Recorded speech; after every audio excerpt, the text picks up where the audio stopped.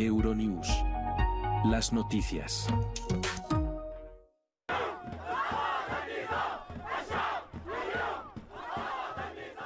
Conmoción y manifestaciones en todo el mundo tras la caída del régimen de Bashar al-Assad. Manifestaciones como esta en Madrid frente a la embajada siria, donde ya ondea la bandera rebelde. Pero en el resto de capitales europeas, escuchen, también celebran el fin de una era.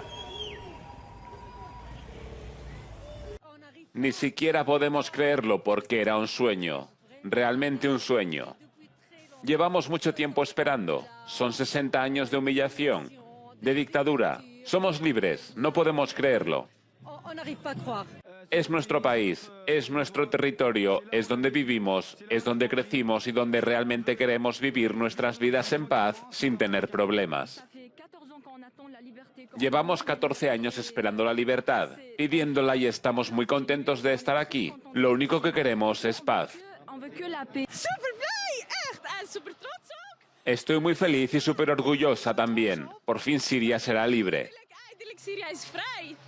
¿Qué tal? Bienvenidos a Euronews. Hoy ya lo ven, jornada histórica la de este lunes. Al-Assad sabemos que se encuentra ya en Rusia, pero son muchas las incógnitas que hay sobre la mesa. Todos se hacen la misma pregunta: ¿qué pasará a partir de ahora en Siria? La nueva policía del bando rebelde se instala ya en las comisarías mientras el ejército de Al-Assad abandona los puestos militares. Es el comienzo de una nueva página de la historia. En España viven unos 8.000 sirios que siguen con atención todas estas informaciones. Vamos a hablar con varios de ellos. Saludamos en primer lugar a Anas, que estuvo en esa manifestación en Madrid con la que abrimos hoy nuestro informativo. Anas, gracias por atendernos. ¿Cómo se siente la comunidad siria en Madrid ante estos hechos? Pues la verdad es una victoria, ¿no? O sea, 52 años de dictadura, es que hay que acabarla con una buena fiesta. Bueno, tampoco era tan... Es que no nos dieron permisos y tal, no teníamos tiempo para sacar los permisos y tal para manifestar. Lo que pasa, hemos salido para cambiar la bandera, la bandera de lo que estaba en la embajada y tal. Eh, y, eh, y la manifestación será el sábado en Sol. Es como una gran fiesta después de muchos años de dictadura. Ha notado que el sábado habrá una gran manifestación en Madrid. La cubrirá Euronews. Gracias, Anas, por atendernos en esta jornada histórica. Saludamos ahora al analista político y escritor Carlos Paz, autor de Descifrando el Islam. Señor Paz, bienvenido a Euronews. Hoy ya lo ha escuchado, entusiasmo entre los sirios alrededor del mundo, pero a ver si usted nos puede ayudar a entender un poco mejor quiénes conforman el bando rebelde.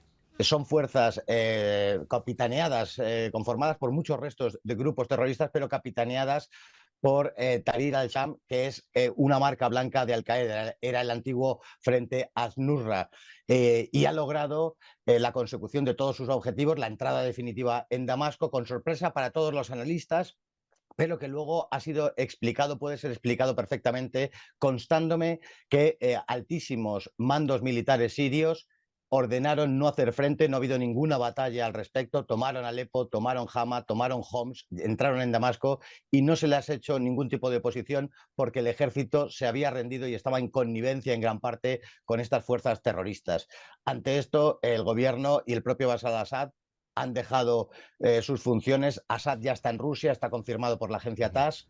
Señor Paz, ¿por qué ha sido? ¿Qué es lo que ha ocurrido en las últimas horas, en los últimos días? ¿Por qué ha estallado este conflicto tan rápido? Puede tener una explicación, dada la situación económica que estaba Siria, estaba muy mal, el hartazgo en parte de una guerra que comenzó en 2011, llevábamos ya 13 años de guerra, y el apoyo turco que se veía casi imparable. Y la pregunta que todos se hacen, a ver si usted nos la puede aclarar, ¿qué va a pasar a partir de ahora en Siria? Bueno, pues Siria va a ser un Estado islámico con una interpretación de la Sharia como única fuente de derecho enormemente estricta. Estamos hablando de Al-Qaeda, no estamos hablando de otra cosa. El primer impacto va a ser que la guerra va a continuar contra los kurdos, que tienen un tercio del país, de la parte este de Siria se va a convertir en un enorme campo de entrenamiento del yihadismo y exportación de terroristas, y esto nos va a influir directamente porque veremos de manera ineludible una cadena de atentados en Europa. Fijémonos que es lo que sucedía en Afganistán nos queda lejos, pero Siria está al otro lado del mar Mediterráneo. Carlos Paz, analista y escritor de Descifrando el Islam, gracias por arrojarnos un poco de luz en esta jornada histórica aquí en Euronews hoy. Un saludo. Es la opinión del analista. Mientras tanto, los sirios en todo el mundo, también esa comunidad de sirios que vive en Madrid, tiene esperanzas de que con este cambio llegue un proceso de paz, incluso un proceso de democracia y de libertad al país. Es lo que opina Mustafa, quien nos acompaña ya en este informativo. Mustafa, usted lleva varios años viviendo en Madrid, su familia, sin embargo, se encuentra en Siria, vino a España huyendo de la guerra, pero díganos, ¿qué es lo que espera de su país? ¿Cree que finalmente llegará la paz, la tan esperada paz a Siria? Pues creemos que sí, esperemos que sí, que sea eso, que todo positivo y todo muy bonito. Eso es lo que queremos. Queremos un país justo, con la justicia, sin tiranía, y que viva el pueblo libre. Que así sea, Mustafa, gracias por acompañarnos. El testimonio de analistas en referencia a la noticia más importante de los últimos tiempos a nivel internacional, y el testimonio también se lo hemos ofrecido en Euronews hoy de los protagonistas, el pueblo sirio. Les ofrecemos ya el resto de información relacionada con la situación en este país y todas las reacciones internacionales, que han sido muchas. Esto es Euronews hoy. Comenzamos con este conflicto y con el resto de la información internacional. Siria afronta un nuevo capítulo político tras la caída y huida de Bashar al-Assad. Los líderes mundiales reaccionan con alivio y cautela ante la caída del gobierno de Bashar al-Assad en Siria. Los periodistas georgianos se suman a las protestas en el país para denunciar lo que llaman un aumento de la violencia contra los medios. El candidato de la CDU visita Ucrania por sorpresa una semana después que su rival, el canciller Scholz. Así están las calles de Damasco, sin movimiento, sin actividad, casi sin vida, después de que los rebeldes impusieran un toque de queda en la capital el primer día desde que derrocaron al presidente Bashar al-Assad. Es una marcada diferencia con las escenas de celebración que estallaron después de que se supo la noticia del fin del régimen de Assad. Y los sirios, que todavía están asimilando la nueva realidad, tienen la esperanza de que esta paz recién encontrada pueda durar. Y el liderazgo de la coalición rebelde que derrocó a Assad se hace eco del mismo sentimiento.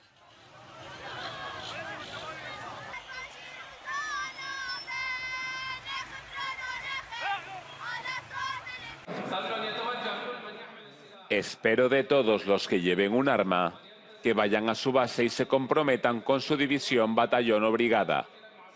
No aceptaremos ni permitiremos en absoluto el caos de las armas apareciendo o disparando en las calles.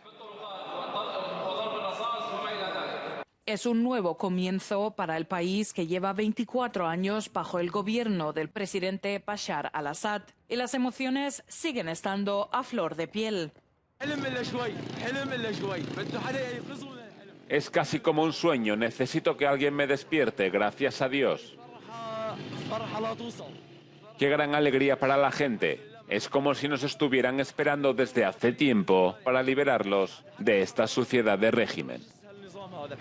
Abu Mohammed al-Golani, líder del grupo militante Hayat Tahrir al-Sham, ha designado al ex primer ministro Mohammed Ghazi al-Jalali para supervisar el gobierno de transición. Al-Jalali fue primer ministro durante el gobierno de Assad y tiene la tarea de garantizar que las instituciones funcionen sin interrupciones hasta que se alcance una solución política permanente. Bashar Assad dejó en Siria una granja para la codicia de Irán. Esta victoria, hermanos míos, es para la nación islámica. Estas fueron las primeras palabras del líder de la insurgencia conocido como Abu Mohammed al-Golani, que puso fin a 50 años de gobierno de la familia Assad, aunque su verdadero nombre es Ahmad al-Shara. El hombre de 42 años dirigió el grupo militante Hayat Tahrir al-Sham y ahora es él quien debe decidir qué viene a continuación para Siria y cómo será gobernada. Al-Shara, que comenzó su andadura hace años como un yihadista islámico que tenía vínculos con Al-Qaeda, se ha rebautizado como una persona tolerante y moderada que cree en un gobierno descentralizado. A pesar de sus intentos de moderación, siguen existiendo dudas sobre sus intenciones democráticas. Sus próximos pasos mostrarán si esta sigue siendo una revolución popular o simplemente si es la toma de posesión de otro hombre fuerte para gobernar con puño de hierro. La caída del gobierno del presidente sirio Bashar al-Assad en la madrugada del domingo puso fin de manera dramática a sus 24 años en el poder. En una ofensiva relámpago, los rebeldes, encabezados por Hayat Tahrir al-Sham, tomaron ciudad tras ciudad en su camino desde Alepo hacia la capital, Damasco. Los líderes mundiales han respondido con una mezcla de alivio, pero también de cautela. En un discurso televisado, el canciller alemán Olaf Scholz dijo que Assad tiene decenas de miles de vidas en su conciencia. Lo que importa ahora es que Siria instaure la ley y el orden y que se pueda vivir en paz. Todas las comunidades religiosas, todos los grupos étnicos y las minorías deben gozar de protección. Todos los sirios deben tener la oportunidad de vivir con dignidad y autodeterminación. Juzgaremos al próximo gobierno sirio por esto. La jefa de política exterior de la UE, Kaja Kallas, afirmó que la caída del régimen de Assad era un acontecimiento positivo y esperado. También muestra la debilidad de los partidarios de Assad, Rusia e Irán. Nuestra prioridad es garantizar la seguridad en la región. Trabajaré con todos los socios constructivos en Siria y en la zona, afirmó en un comunicado publicado en X. Y hablando desde la Casa Blanca, el presidente estadounidense Joe Biden calificó su caída como un acto de justicia. El resultado de todo esto es que por primera vez ni Rusia, ni Irán, ni Hezbollah pueden defender a este régimen aborrecible en Siria. Este es el resultado directo de los golpes que Ucrania e Israel han asestado para protegerse, con el apoyo inquebrantable de Estados Unidos. En una declaración escrita, el secretario general de la ONU, Antonio Guterres, dio la bienvenida al fin del régimen dictatorial de Siria e instó al país a reconstruirse. Después de 14 años de guerra brutal y la caída del régimen dictatorial, hoy el pueblo de Siria puede aprovechar una oportunidad histórica para construir un futuro estable y pacífico, afirmó el secretario general. Bashar al-Assad, que ahora se encuentra en Rusia, donde ha recibido asilo, asumió la presidencia siria de su padre en el año 2000.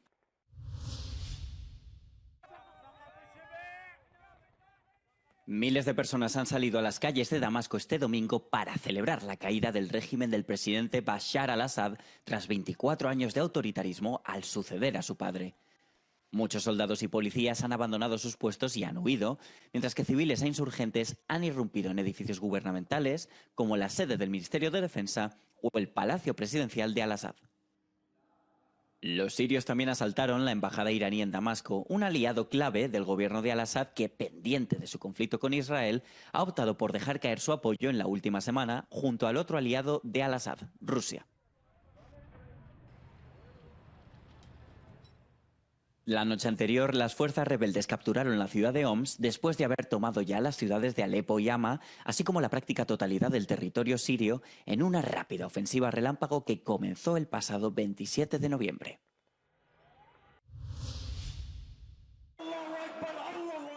Desde 2011, Siria ha sido devastada por una sangrienta guerra civil que tiene sus raíces en una insurgencia fallida contra Bashar al-Assad durante la primavera árabe. Muchos de los gobernantes de la región dimitieron o fueron derrocados por la fuerza, pero Assad se mantuvo en el poder y ordenó el lanzamiento de una brutal represión contra los disturbios que causó miles de muertos. Después de meses de violencia, grupos rebeldes armados comenzaron a formarse y lo que comenzó como una insurgencia en 2012 se había convertido en una guerra civil en toda regla. Muchos sirios huyeron al extranjero, sobre todo a los países más cercanos a Siria, mientras otros buscaron asilo en Europa. En Madrid y otras capitales europeas, la noticia de la caída de Assad ha sido recibida con mucha alegría. Ni siquiera podemos creerlo porque era un sueño, realmente un sueño. Llevamos mucho tiempo esperando. Son 60 años de humillación, de dictadura. Somos libres, no podemos creerlo. Tengo miedo de dormir para levantarme y darme cuenta de que era un sueño. Es nuestro país, es nuestro territorio, es donde vivimos, es donde crecimos y donde realmente queremos vivir nuestras vidas en paz sin tener problemas. Llevamos 14 años esperando la libertad, pidiéndola y estamos muy contentos de estar aquí. Lo único que queremos es paz. Es una revolución, no hay una guerra civil en Siria como dicen los medios de comunicación en Austria. Pero no es una guerra civil, es una revolución y ahora finalmente ha terminado. El régimen de Assad está acabado, se acabó. Estoy muy feliz y súper orgullosa también. Por fin Siria será libre. Todos somos optimistas, todos somos sirios y juntos reconstruiremos Siria. Por supuesto, no olvidaremos que Alemania nos ayudó, nos dio mucho. Yo mismo he estudiado tecnología médica, he completado mis estudios, tengo la ciudadanía, pero también volveré a Siria para reconstruir mi país.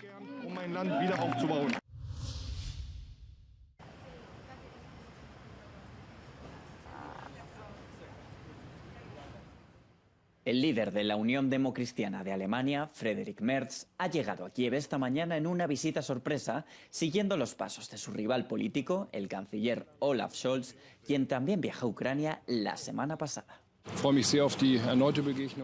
Tengo muchas ganas de reunirme de nuevo con el presidente. Me gustaría saber cuál es la situación en Ucrania y qué podemos hacer para ayudar a este país a defenderse de la agresión rusa. Está previsto que Merz se reúna con el presidente ucraniano Volodymyr Zelensky. El candidato a canciller germano lidera las encuestas por delante de los ultraderechistas de Alternativa para Alemania y los socialdemócratas en el gobierno. Merz ya había visitado Ucrania en mayo de 2022, poco después del inicio de la guerra.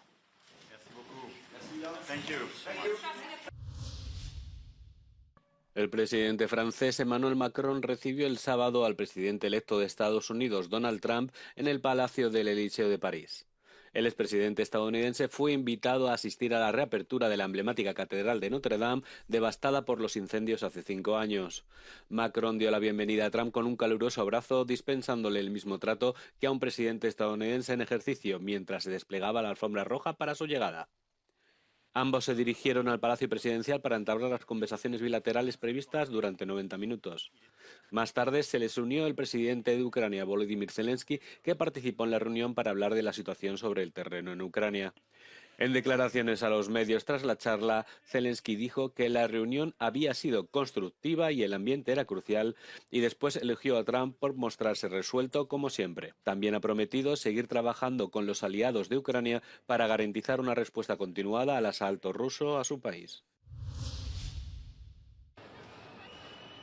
Los periodistas de Georgia se han sumado a las protestas en el país para denunciar lo que llaman un aumento de la violencia contra los medios de comunicación durante la cobertura de las manifestaciones masivas que se están llevando a cabo en el país. La protesta llega mientras decenas de miles de georgianos continúan manifestándose contra el partido gobernante Sueño Georgiano después de que se suspendieran las negociaciones de adhesión con la Unión Europea. Es el 11º día de protestas en Georgia. El fin de semana, unos desconocidos enmascarados atacaron a unos periodistas y a un cámara durante una emisión en directo. Al día siguiente, los periodistas protestaron por las agresiones a más de 50 de sus colegas que resultaron gravemente heridos en el ejercicio de su profesión. Los representantes de los medios de comunicación marcharon hasta el Parlamento, donde esa misma mañana se había colocado el árbol de Navidad. Los periodistas pegaron los carteles de protesta y las fotos del periodista herido al árbol de Navidad, transformándolo en un árbol de protesta. Los ministros de Asuntos Exteriores de Alemania, Francia y Polonia han condenado el uso desproporcionado de la fuerza contra los manifestantes proeuropeos en Georgia, mientras continúa por 10ª noche la ola de disturbios. En su declaración conjunta, los 3 ministros de Asuntos Exteriores piden también la liberación inmediata de los miembros de la oposición. Más de 400 manifestantes, entre ellos líderes de la oposición, y al menos 50 periodistas han sido detenidos, mientras que más de 100 personas han sido atendidas por heridas. El partido gobernante, Sueño Georgiano, retuvo el control del Parlamento en unas disputadas elecciones celebradas en octubre. La oposición acusó a dicho partido de amañar los comicios con la ayuda de la vecina Rusia para mantener a Sueño Georgiano en el poder. Pero las protestas contra las elecciones se extendieron más allá de Tiflis tras la decisión del pasado jueves de suspender las negociaciones de adhesión a la Unión Europea hasta 2028. El candidato presidencial de extrema derecha de Rumanía, Călin Georgescu, acudió el domingo a un colegio electoral cerrado en protesta por la cancelación de la segunda vuelta de las elecciones presidenciales del país. El máximo tribunal de Rumanía tomó una decisión sin precedentes de anular la primera vuelta de la votación, tras la información de los servicios de inteligencia que denunciaban una interferencia rusa en las redes sociales para promover al llamado Mesías de TikTok. Esta votación fue cancelada. Y prácticamente al cancelar la democracia, se cancela nuestra propia libertad. George Simeon, líder de la ultraderechista Alianza para la Unidad de los Rumanos, se hizo eco de Georgescu al denunciar la cancelación de las elecciones. Después de liderar las encuestas en la primera vuelta, Georgescu se iba a enfrentar a la candidata liberal Elena Lasconi el domingo. Se fijarán nuevas fechas para volver a realizar la votación presidencial desde cero. El líder de la oposición de Corea del Sur dijo el domingo que su partido impulsará una segunda votación sobre la moción de censura para destituir al presidente Yoon Suk-yeol. De aprobarse la segunda moción de destitución, tendrá lugar el 14 de diciembre. Yoon evitó la primera propuesta de la oposición para destituirlo porque la mayoría de los miembros del partido gobernante boicotearon la votación del sábado para evitar la mayoría de 2/3 necesaria para suspender sus poderes presidenciales. Mientras tanto, es probable que la derrota de la votación alimente las protestas en todo el país y aumente aún más la agitación política.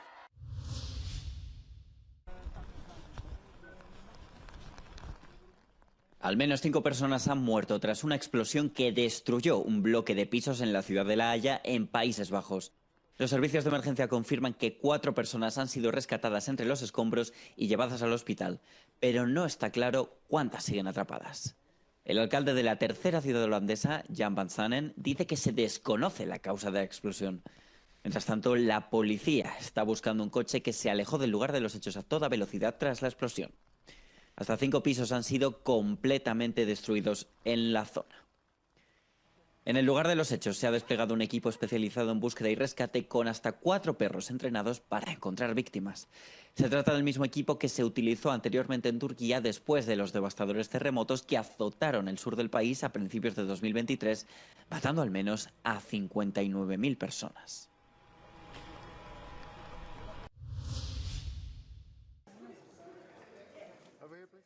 Emilia Pérez de Jacques Audiard triunfa en los premios del cine europeo. El musical de género del director francés ha obtenido 5 galardones, entre ellos los de Mejor Película, Mejor Director y Mejor Actriz.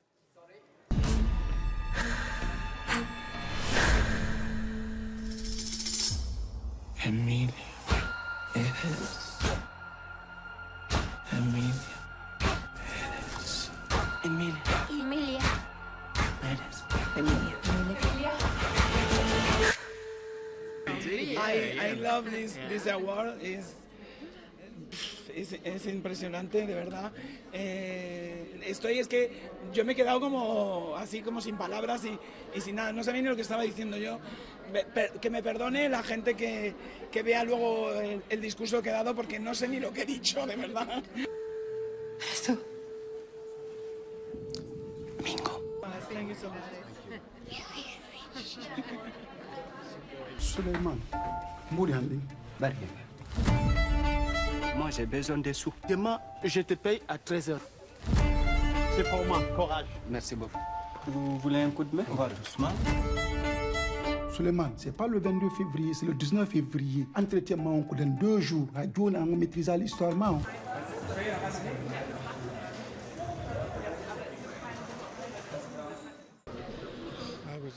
Estaba un poco abrumado. Tenía miedo de aparecer llorando, pero me las arreglé.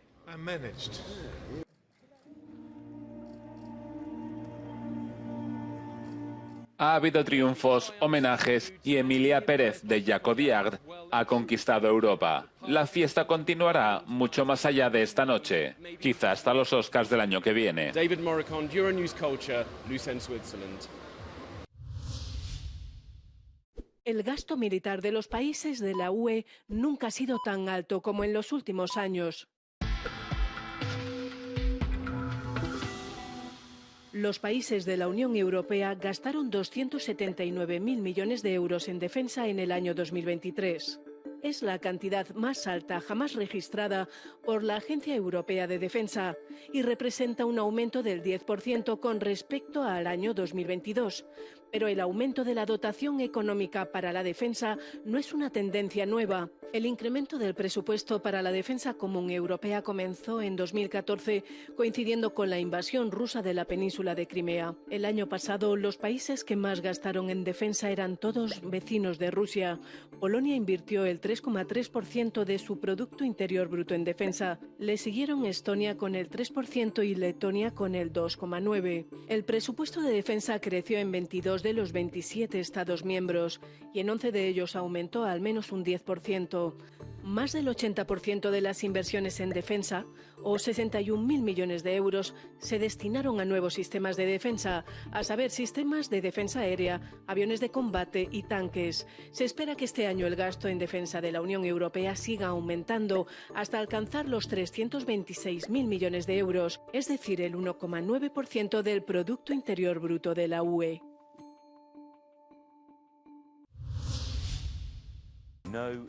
No, Starmer no ha dicho que se vayan los que discrepen.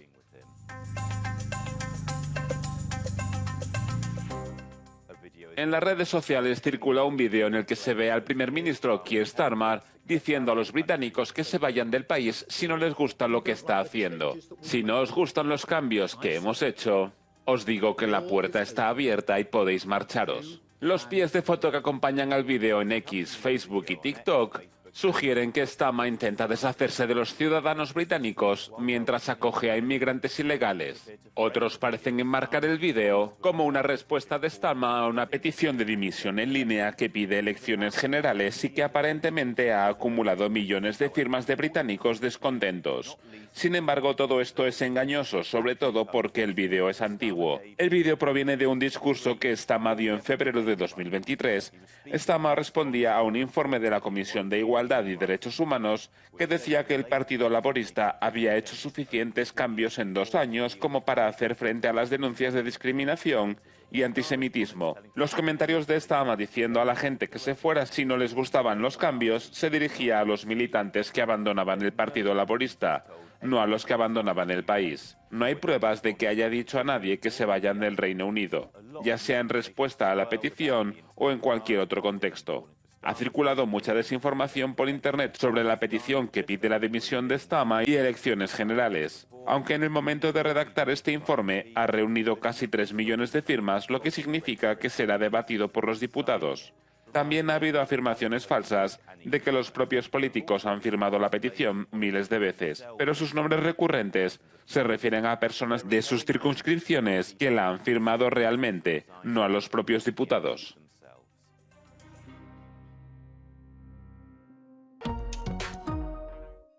Estas han sido las principales noticias de una jornada histórica hoy, lunes 9 de diciembre, el día en el que una nueva etapa comienza en Siria. Muchas incógnitas, pero la respuesta se la hemos intentado ofrecer en este informativo con el testimonio de analistas y de los protagonistas de la información. Sigan informados al minuto de lo que sucede en Siria y en el resto del mundo en nuestra página web es.euronews.com. Acabamos con una nota más positiva. La reapertura de la Catedral de Notre Dame es nuestro no comment del día. Antes, la información meteorológica. Feliz lunes. Adiós.